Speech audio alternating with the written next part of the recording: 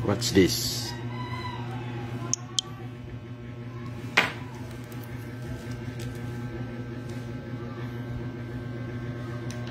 But somehow,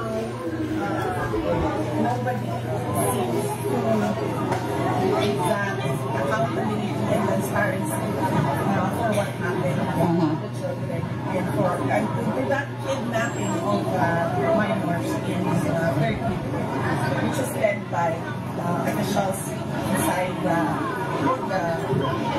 Philippine government. Yes. Hello! Welcome to New York. Ako si Ruben Carranza, dating PCGG Commissioner.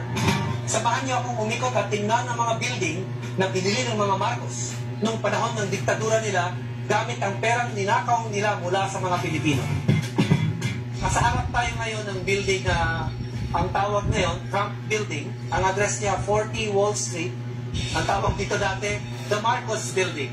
Binili ito ni Ferdinand Marcos bilang regalo sa birthday ni Imelda Marcos noong 1982.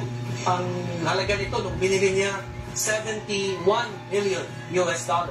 Habang namimili ng mga mamahaling building, mga skyscraper ang mga Marcos dito sa New York, namamatay sa gutom yung mga bata sa Pilipinas.